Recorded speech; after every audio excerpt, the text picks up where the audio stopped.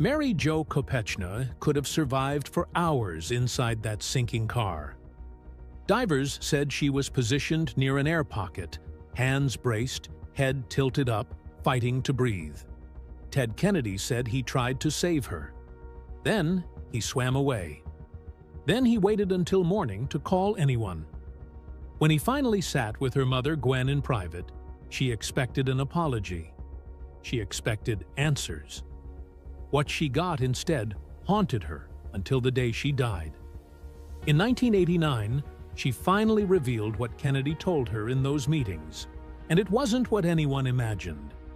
Mary Jo Kopechne entered the world on July 26, 1940, in Wilkes-Barre, Pennsylvania, as the only child of Joseph and Gwen.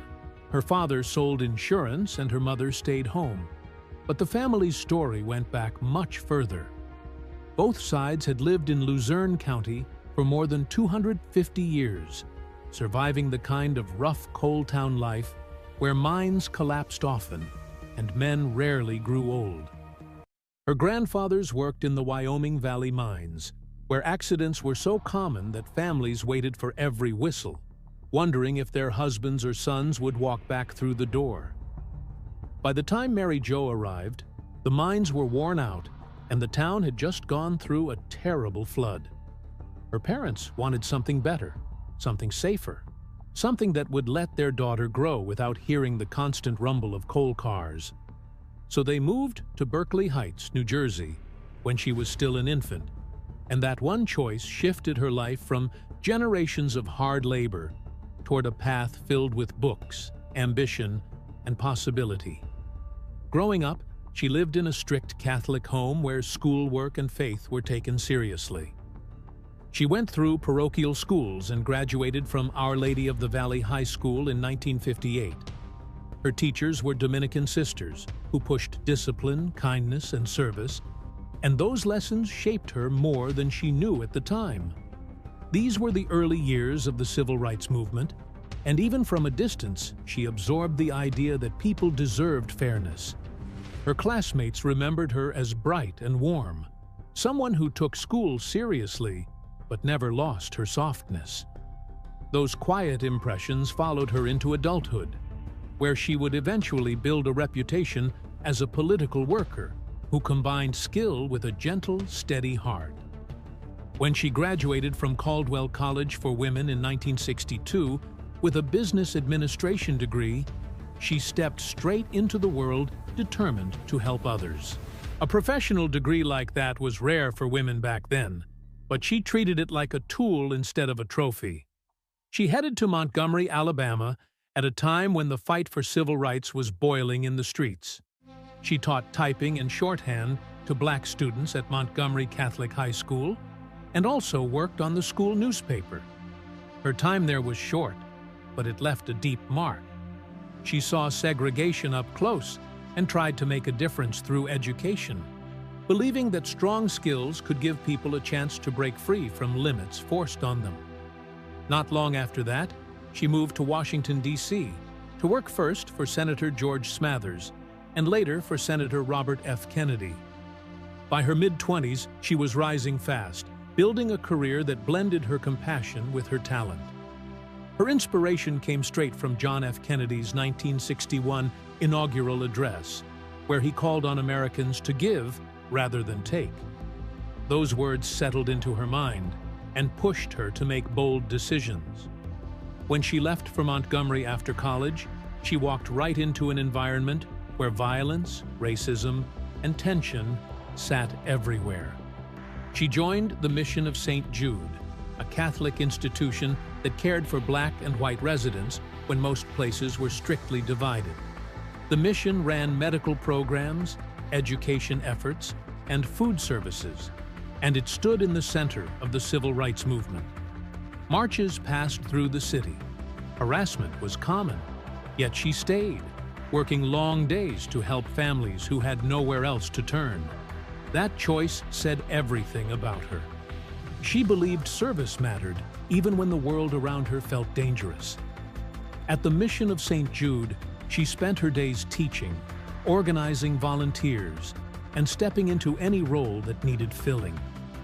In 1965, when the Selma to Montgomery March brought national attention to the city, the mission hosted the Stars for Freedom rally, where Joan Baez and Mahalia Jackson performed. Mary Jo moved through all of it, helping wherever she could, while living with the constant knowledge that violence might erupt. Still, she refused to leave. She was young, but she carried herself with conviction, trusting that small acts could help hold a community together. During this time, she taught business classes at Montgomery Catholic High School. She guided students through typing drills, helped them learn shorthand, and encouraged them to write boldly for the school paper. Many remembered her later as confident and fun, someone who made her classroom feel alive. She connected easily with teenagers, asked what they thought, and pushed them to think wider. Even though she stayed for only 1 year, the memories stuck, and former students spoke about her well into adulthood, describing her as someone who made them feel seen and capable. Her impact at the school became part of her legacy in Alabama.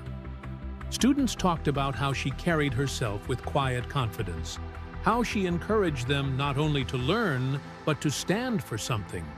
Her humility made her approachable, and her strength made her admirable. Her influence stayed long after she moved on, and even years later, teachers and alumni recalled the young woman who treated every student as someone with potential. At one point, she received an offer that would have changed her life in a different way. The Kennedy family wanted her to become a governess for the children. Many would have accepted immediately, but she turned it down. She wanted a career built on her own achievements, not a role tied to a powerful family's private life. She chose politics instead, showing the same independence she had carried since her school days. In 1963, she arrived in Washington, D.C., ready to build a political career. She worked first for Senator Smathers, then moved to Robert F. Kennedy's staff in 1964 after he entered the Senate. Her energy, loyalty, and skill helped her stand out. When RFK launched his 1968 presidential campaign, she became one of 6 young women placed in the Boiler Room, a cramped, windowless room where the core strategic work took place. She spent her days and nights handling sensitive information, tracking delegates, and writing materials that shaped the campaign. Her work in 1968 placed her in the center of RFK's run. She helped draft the speech he delivered on March 16, 1968, when he officially announced his candidacy. She dealt with speechwriters, field managers, and party officials every day. Her main responsibility was Pennsylvania, a crucial state in the race. She tracked changing loyalties, predicted delegate movements, and advised the campaign on strategy. Long nights were normal. Sometimes she worked straight through until morning, typing major speeches, while aides revised points around her. Her colleagues often described her as the sharpest political mind in the room. The Boiler Room Girls were an elite team made up of Mary Jo, Rosemary Keogh, Esther Newberg, Nance Lyons, Mary Ellen Lyons, and Susan Tannenbaum. They worked under tremendous pressure, sorting through delegate numbers, analyzing data from battleground states, and getting critical updates into the right hands. The room was noisy and hot, but they thrived in it. They were trusted enough to travel with RFK and discuss strategy face to face. Mary Jo, the oldest at 27, served as the anchor of the group, the one everyone else relied on. Her control over Pennsylvania's delegate intelligence made her one of RFK's most important behind-the-scenes strategists. She talked to field managers daily, collected reports, and pieced together political puzzles that shaped where the campaign placed its resources. Her instincts were strong enough that her predictions often proved accurate. She knew the state's political landscape better than most seasoned operatives. The hours were long and the pressure intense, but the Boiler Room Girls never wavered. Every day brought new updates, new shifts, new numbers to track. Mary Jo and her colleagues handled it all with loyalty and grit. Their work was essential, and RFK trusted them with details that few outside the room ever saw. Their dedication helped keep the campaign running during one of the most unpredictable political years in American history. Mary Jo's admiration for Robert Kennedy grew into a powerful force in her life. She believed deeply in his message and saw him as a leader who could change the country. In 1967, she worked at his home in Hickory Hill through the night, typing a major speech on the Vietnam War while advisors debated each line. She was known as the aide who stayed awake until sunrise to get everything right. She attended family gatherings, helped with tasks beyond politics, and viewed Kennedy as someone worth giving everything for. Her devotion became part of her identity. Then came June 5, 1968. RFK was assassinated at the Ambassador Hotel in Los Angeles, and Mary Jo was there that night. The loss crushed her. She rode on the funeral train carrying his body from New York to Arlington and helped pack up his office afterward. She told friends she could feel Kennedy everywhere in that building, which made it impossible to return to her old routine. The grief settled into her life like a weight she could not shake. She tried to ease back into politics by briefly working for George McGovern's Kennedy proxy campaign.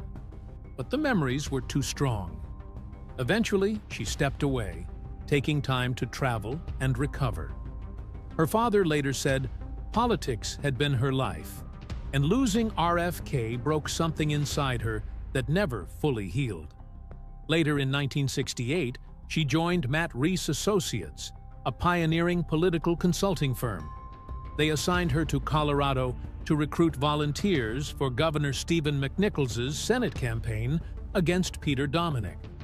It was a tough race, and despite her hard work, McNichols lost in November. Even so, colleagues praised her dedication and resolve, noting how well she handled a difficult campaign. By mid-1969, she had moved on to Thomas J. Whelan's mayoral campaign in Jersey City. This time, the outcome was different. Whelan won, and Mary Jo's work was described as exceptional. She seemed ready for a bright future in political consulting, carrying the kind of talent and heart that made her stand out in every room. She was just getting started when her story came to its sudden end in July 1969, a moment that froze her promising life in time. On the night of July 18, 1969, Mary Jo Kopechne stepped into a moment that would change everything for her and for one of America's most powerful families. She was 28 and had spent the evening at a reunion for the Boiler Room Girls, the small group of campaign workers who had fought through Robert Kennedy's 1968 run with fierce loyalty. The cottage on Chappaquiddick Island felt warm and familiar, and people drifted in and out of conversations while music played softly in the background. Around 11, she left with Ted Kennedy without taking her purse, her hotel key, or even telling her roommate. That quiet choice became the first strange thread in a night that was already shifting toward something darker. As they drove away, the island air felt calm, but inside that Oldsmobile, the path ahead was already headed toward tragedy. Not long after they left the cottage, Kennedy drove straight off the Dyke Bridge into Poocha Pond. The bridge was only about 20 feet long, narrow, unlit, and without guardrails. The plunge into the water was fast and violent. Kennedy escaped the sinking car and surfaced gasping, but Mary Jo remained trapped inside. The cold water swallowed the vehicle quickly, leaving only darkness below.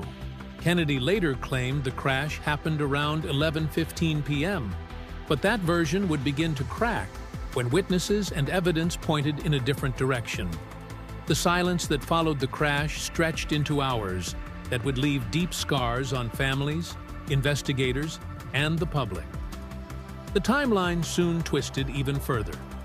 An off-duty deputy sheriff reported seeing a car matching Kennedy's plate At 12:40 a.m., almost 90 minutes after Kennedy claimed the accident had already happened.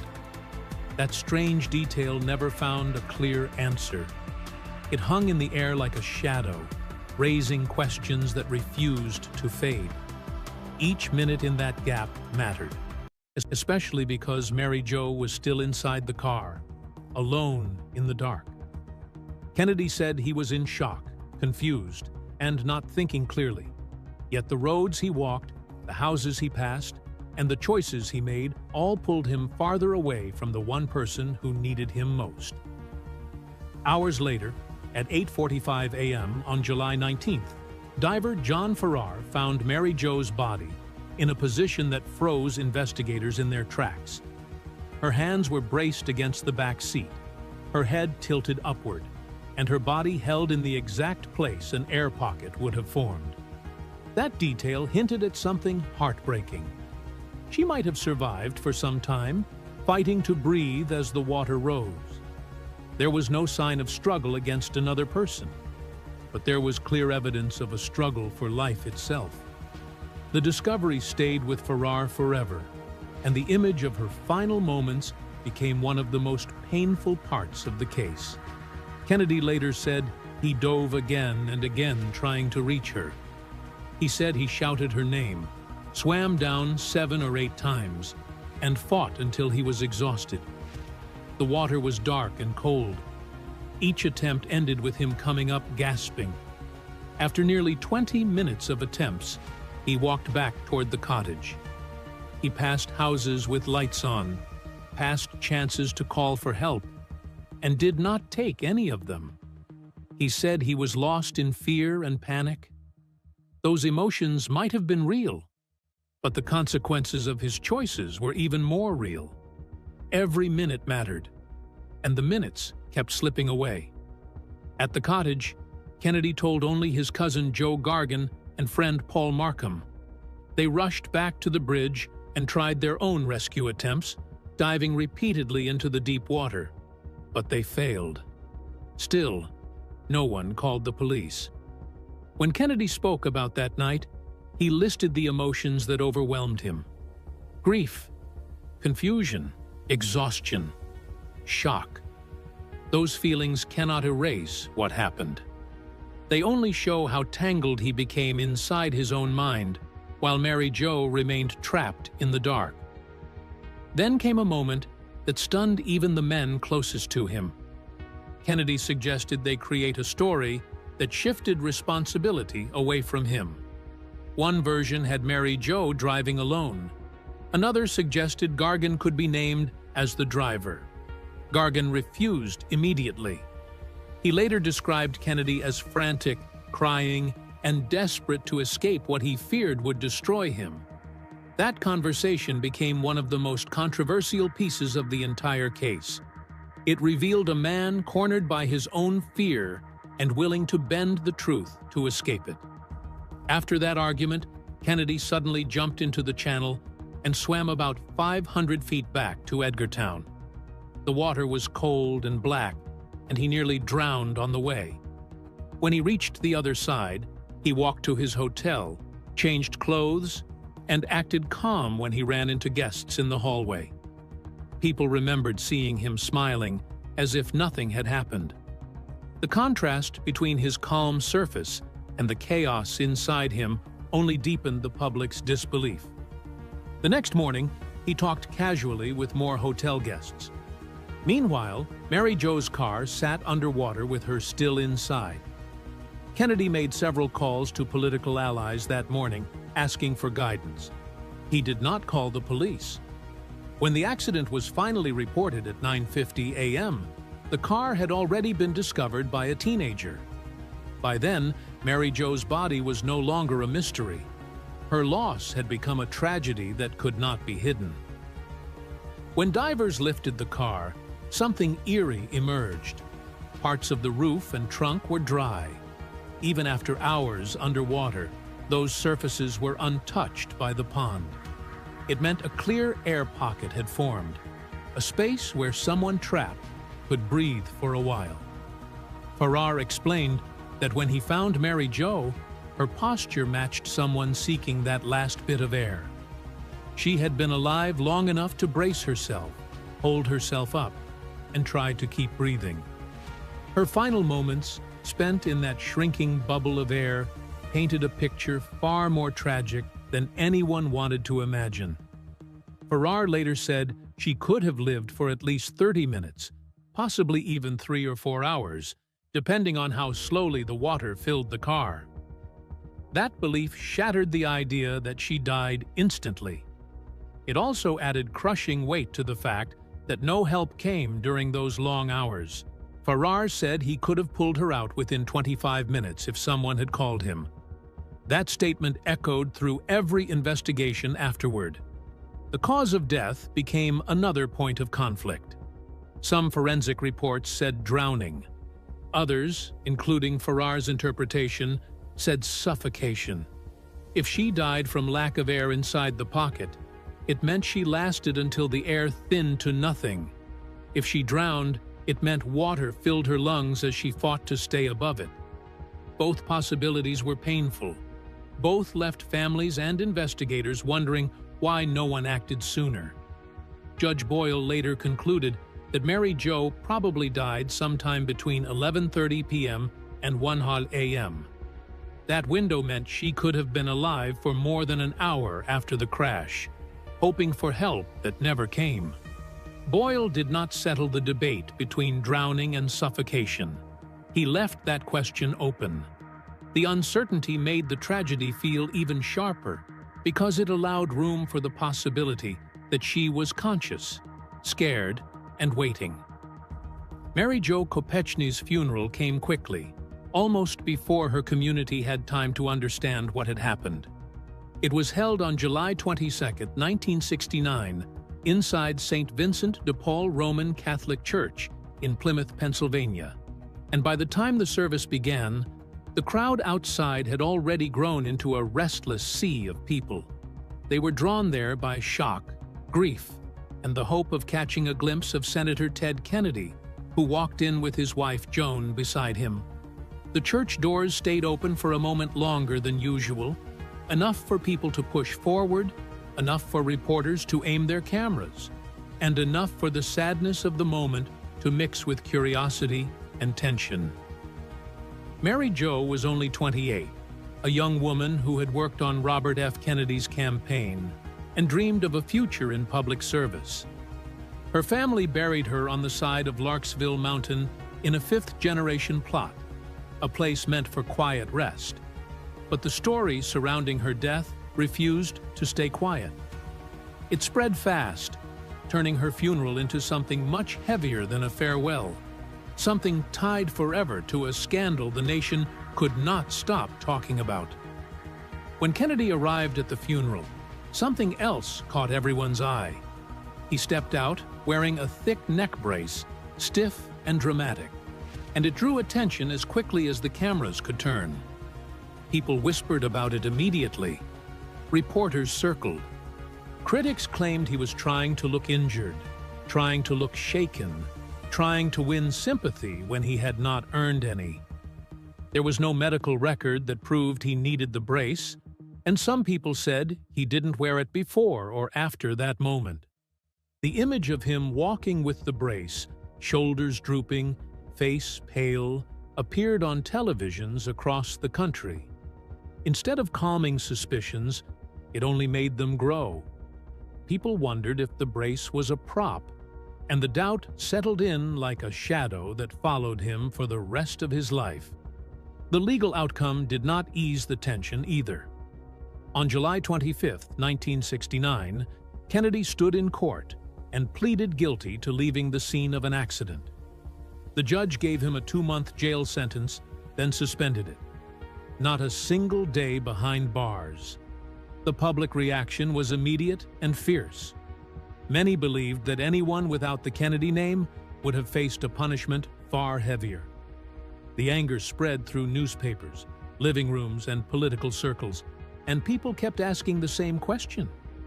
How could a young woman lose her life, and the man responsible walk away untouched? That sentence became a stain on Kennedy's legacy. one he could never wash off, no matter how many speeches he made or offices he held. That same day, Kennedy went on television and delivered a long statement about the Chappaquiddick incident. He looked straight into the camera and said words that sounded rehearsed and heavy. He admitted he failed to report the accident right away. He said he had been confused and in shock. He talked about grief, fear, doubt, exhaustion, panic, and the strange fog that followed him after the crash. He claimed he swam 500 feet across a channel in the dark, trying to find help, and nearly drowned on the way. People watched carefully, trying to see if he was truly remorseful or simply trying to save his career. When he finished, the country felt no relief. His words were too neat and too inconsistent, and the speech only strengthened the belief that something important was missing from his story. Within a year of Mary Jo's death, her parents, Joseph and Gwen Kopechne, met with Kennedy twice. These meetings happened privately at his request, and the family walked into them hoping for answers. Instead, they left feeling lost. Gwen later said the meetings were ridiculous because nothing new was ever said, nothing explained, nothing healed. Kennedy never told them what happened during the hours after the accident. He never explained why their daughter remained in the submerged car while he walked away and waited to report it. Each time the Kopechnes sat with him, they hoped he would finally speak openly. But every meeting carried the same emptiness. They felt their grief was being managed, not comforted, and the silence that followed them home grew heavier each time. The most painful part was that they learned nothing.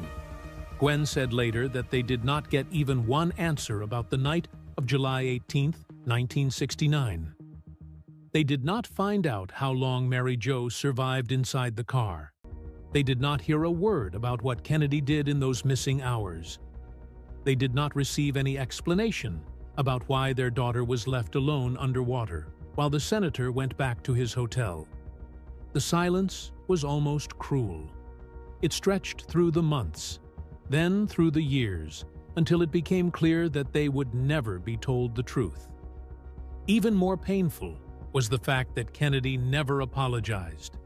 In a 1994 interview, the Kopechnes revealed that he never once looked them in the eye and said he was sorry.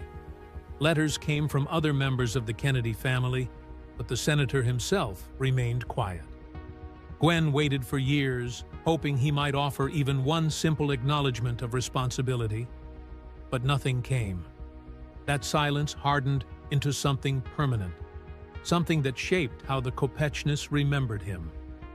He continued his public life, but he never spoke the words they needed, and the space where an apology should have been stayed empty forever.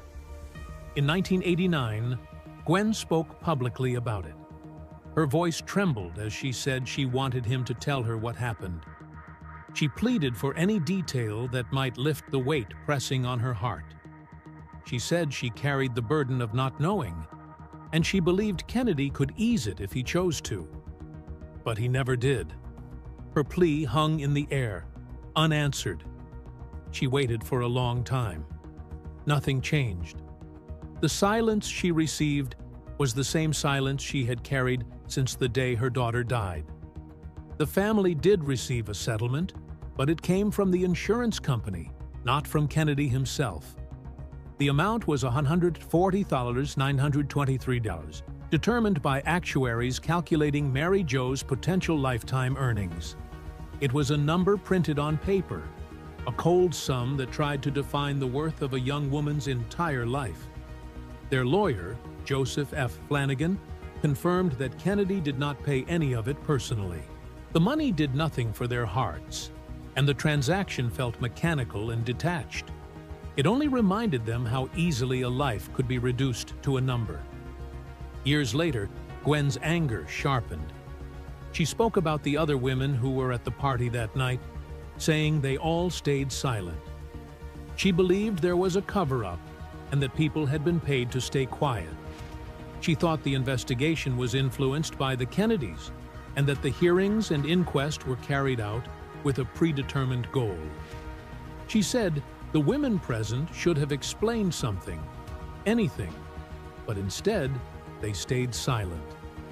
That silence fed her belief that the truth had been buried along with her daughter. Joseph Kopechne shared something even more heartbreaking. He said that the only satisfaction he and Gwen ever received was knowing that Mary Jo's death stopped Kennedy from becoming president.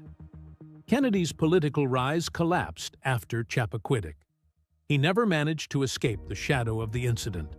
Public trust never fully returned, and surveys in the 1970s and 1980s showed that voters could not forget.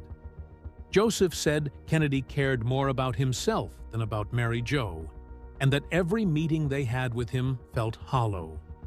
The silence of the party attendees added to the mystery.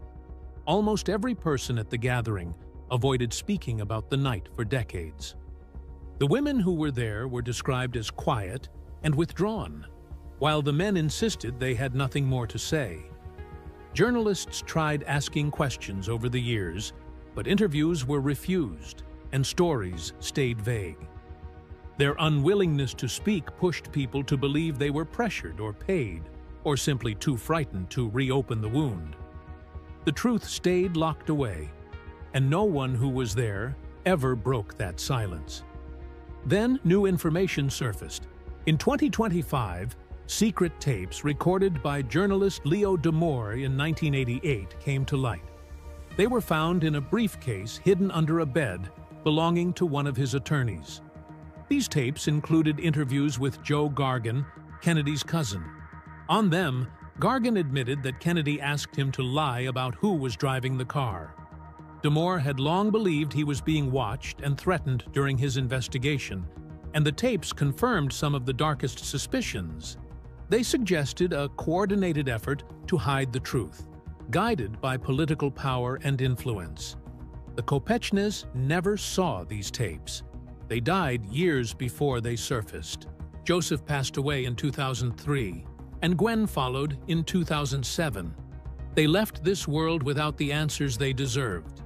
Mary Jo's once bright career became overshadowed by a single tragic moment. She became known not for her work or her dreams, but for the way she died.